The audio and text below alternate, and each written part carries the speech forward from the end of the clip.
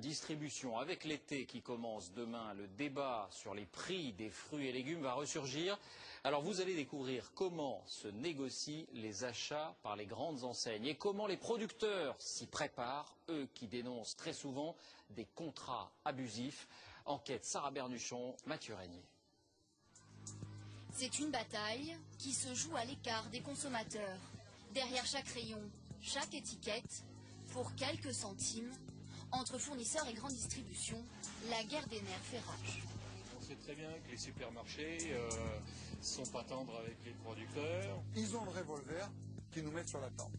Quel choix on a? Naturellement, dans une négociation, nous cherchons à obtenir le meilleur rapport qualité-prix possible. Il y a un gros problème, il y a de réelles souffrances dans les boxes d'achat. On est souvent menacés. Comme quoi, par exemple? Nos produits vont disparaître des rayons. Mais depuis quelque temps... Et ton foie gras, toi? Et là, mon foie gras, on va aller le vendre. Les hypermarchés voudraient corriger cette image. Dans ce magasin, le directeur en personne et ce producteur de viande se rencontrent régulièrement. Le fournisseur local est même devenu un argument marketing. Il y a la tête à Patrick. Il est quand même connu dans la région, donc comme il fait sérieux, je pensais que c'était vraiment un plus. Derrière l'affichage, c'est une relation de proximité qui est mise en avant. Ça fonctionne au niveau de l'humain. Pourquoi c'est différent?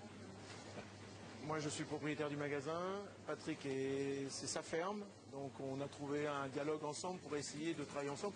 On joue un rôle économique majeur sur la région.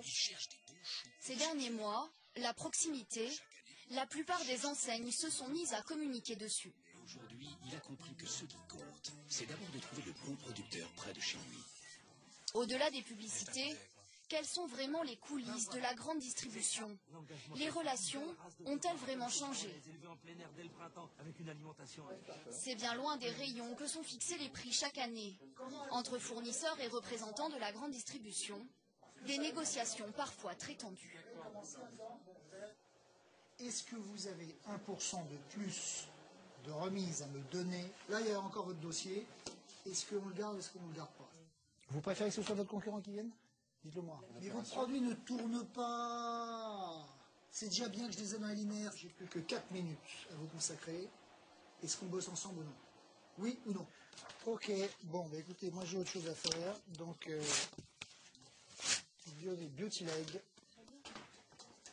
À la fin de l'entretien, des applaudissements, car il s'agit en réalité d'un jeu de rôle. Nous voici dans un stage pour fournisseurs. Ici, lors de simulations, les stagiaires apprennent à négocier. C'est peut-être un petit peu amplifié.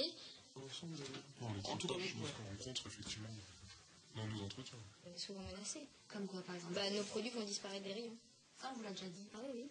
Ça m'est déjà arrivé de se retrouver dans un box surchauffé ou trop froid, de patienter pendant 1h30, ça fait partie de leur technique pour déstabiliser le vendeur, le mettre dans des situations qui sont stressantes.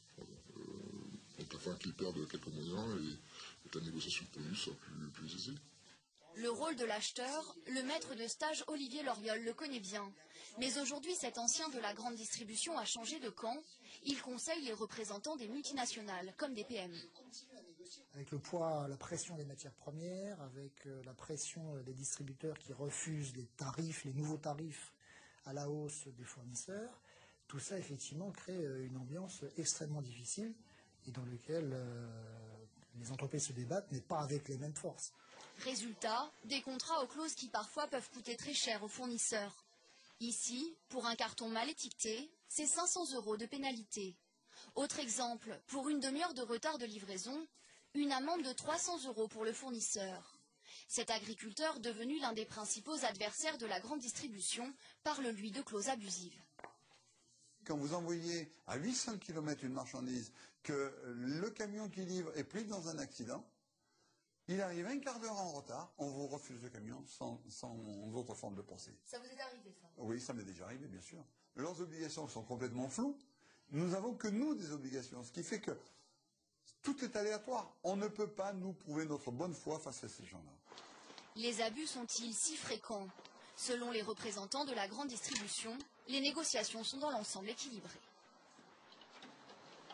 sommes aujourd'hui en train d'élaborer, par exemple, des codes de bonne conduite justement sur les relations commerciales, pour que si jamais il y a des difficultés par-ci, par-là, parce qu'il peut toujours y en avoir, celles-ci disparaissent progressivement et en tout cas soient des effets les plus minorés possibles. Mais lorsque nous lui soumettons les clauses de pénalité, pas de réponse. Nous n'avons pas la possibilité, c'est même interdit par la loi, d'avoir des commentaires sur les contrats. L'entretien est terminé, je vous remercie. Difficile aujourd'hui de savoir où en est le rapport de force. En France, 2 tiers des fournisseurs de la grande distribution sont des PME.